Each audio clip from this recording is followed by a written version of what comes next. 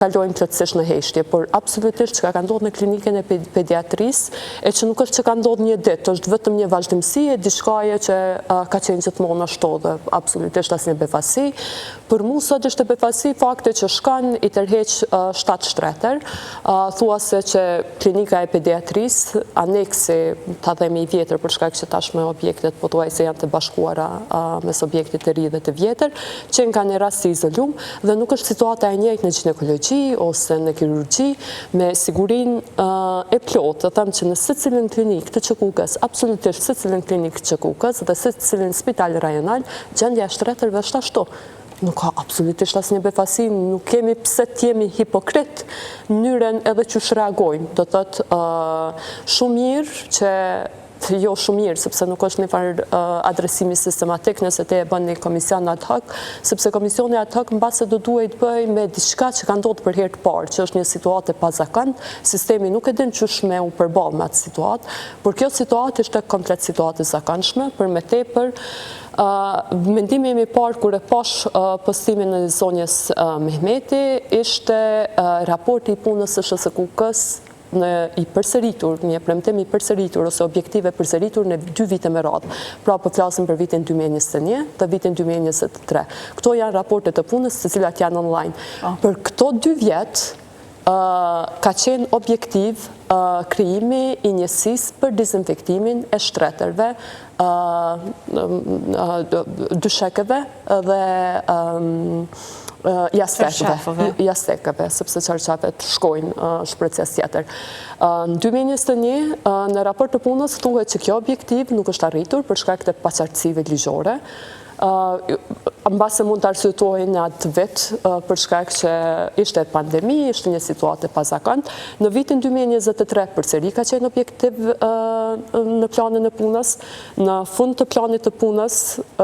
është thënë që nuk është realizuar dhe tash nëse del SHS-kja thotë ka marrë masa ndaj shërbimit teknik ose ndaj 3-4 infermierëve, cila është rruga sistematike, cila është procedura standarde që te ke kriju në SHS-kja,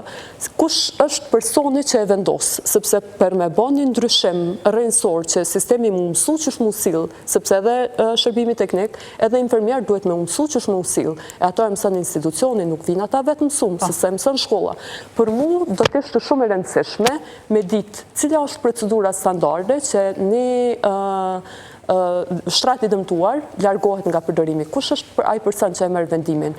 Ku dërgohet ai? Kush i dezinfekton, sepse këto mbulesa që po i shohim, ideja e njësisë për dezinfektim ka qenë që mbulesat hiqen, bëhet vendi special, pastaj njësia me aparaturat të veçanta që ndodhin në krejt spitalet me standarde më të mira se Kosova, të dërgohen shtretërit në sterilizim,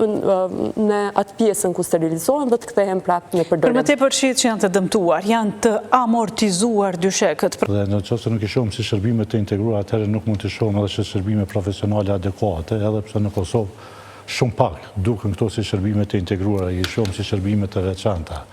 Dhe ndoshta shtrohet pyetja e parë, pse reagoi Aulon Mehmeti e nuk reagoi një mashkull, një burr. Jo, nuk mund të them se ndoshta është vetëm një grua më e fortë dhe ka gjetë fuqi. Mirë, ajo çka është duke ndodhur në pediatri nuk është prej sotit, është një problem shumë i vjetër, që mund të them gjysh sa kam qenë edhe drejtori i Qendrës për Punë Sociale në Prishtinë për një 10 vite, ju mballafaq shumë me probleme të tilla me këtë klinikë. Me vetë faktin që në këtë klinikë nuk lejohen të qëndrojnë baballarët me fëmijë, mirë po qëndrojnë vetëm nënat, kjo paraqet një problem dhe një sfidë veti për ato nëna, sepse pa marrë parasysh se ajo nanë a ka dhe fëmijë tjerë, mund të ketë një fëmijë 5 vjeçar në kujdesën në pediatri, kurse ta ketë një fëmijë në zgjedhënie, të cilën detyrohet ta marrë pashtu me vete në pediatri, për shkak se nuk lejohet prindi bab të qëndrojë me fëmijën në pediatri. Kjo është një sfidë shumë e madhe. Apo ka dhe raste tjera kur fëmijë është i sëmur dhe nana pashtu është i sëmur dhe duhet të gjendet një person tjetër. Ne kemi pas kërkesa të shumta gjatë kësaj periudhe prej pediatrisë që në mungesë të prindit nanë të shkon një punëtore kujdestare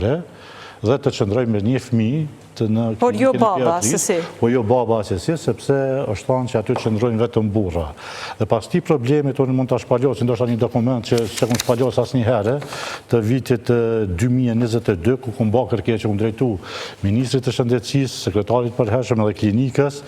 dhe pas një diskutimit, po thuj se disa javor me ta, kemi ardhur deri në një përfundim që po, për shkak që janë këto probleme këtu në natyrave, ne do të lejojmë që të qëndrojnë baballart, mirë po me kushte, me shumë specifika, me shumë arsyetime se pse nuk mund të qëndrojnë nana, dhe do t'i krijojmë një 2 ose 3 dhoma ku mund të qëndrojnë baballart me fëmijët e tyre, sepse këta të do qenë prind, edhe mund të ndrohen, jo të qëndrojnë aty për 72 ora që do të edhe për 10 ditë të tëra vetëm nana brenda klinikës, dhe është marrë një vendim, më është kryer një përgjigje pozitive që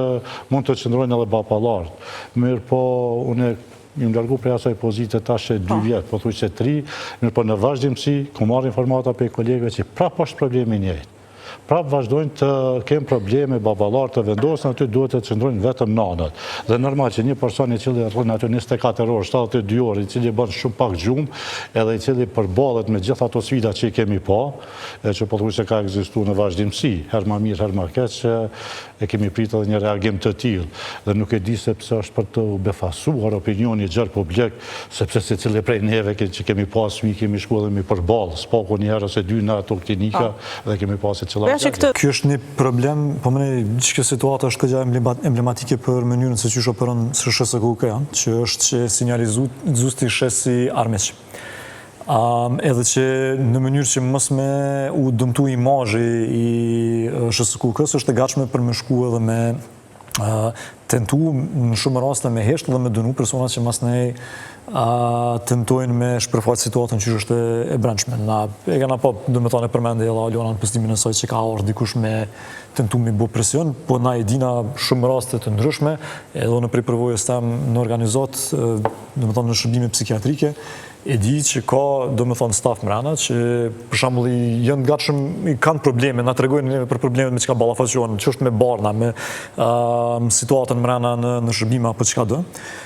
po nuk e kanë mundësin për me dalë edhe mu anku me paraqit ankesa as mrena SHSKUK-s, e lemo me dalë për te i saj, edhe një të avlinë edhe për pacienta, për shkak se tutën prej pasojave që mundet me pas. S'di sa herë jem konë, do me thonë, në një situatë ku pa ta bisedu, do me thonë, me staf në qendra të ndryshme të shëndetit që ofrojnë shërbime psikiatrike, ku stafi, do me thonë, dikush aty në staf ka pas një mlef, po që mas një kuve që ka vendosë mës me vazhdu, për shkak që kumëritë se që ka mundet me ndodhë ma vonë, edhe gjithashtu ka pas raste kur unë, ka ere më ka dosht me frenu një person të stafit, për me thonë, ka dalë përkëshyrim për gjena rrugë tjera, mos e rezikoti njëre vetën, a bëdin për me zhjith një problem që mundet më konë në ashta. Është interesant se edhe në kronika të lajmeve, kur kemi raste të pacientëve që ankon të gjithë preferojnë të mbeten anonim. Absolutisht jo, Mimoza, ne e kishim edhe para 2 jave një rast paka shumë të njëjtë në klinikën e pediatrisë, pra ishte një nane cila ankoj se nuk ishte kushtet të dura për fëmijën e saj në klinikën e pediatrisë. Si rezultat, shtrati kishte qenë i dëmtum, ishte detyruar me vendos dyshekun në dysheme, edhe aty ka fjet fëmija, do të thotë ka fjet në dysheme, bukfalisht. Para disa muajve, vitin e kaluar, kemi pas një rast tjetër kur pikonte shiu, uje nga shiu në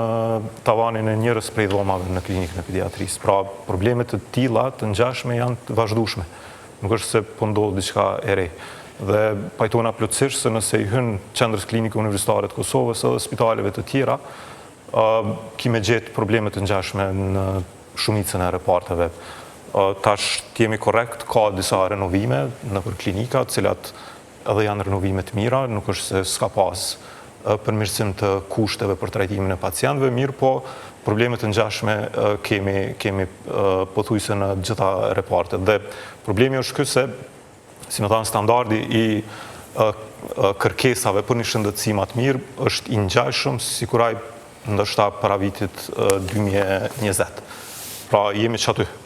Pra kërkojmë kushte bazike për pacientët, për trajtimin e pacientëve në spitale. Kërkojmë shtretër, kërkojmë dyshek pastër, çarshaf pastër e të ngjashme. Dhe çka ndodh është se vazhdimisht e kemi situatën e njëjtë ku si më thanë, ndërmerën hapa, veprime nga institucioni, vetëm kur alarmohet publiku, vetëm kur dalin në rrjetet sociale dhe në media.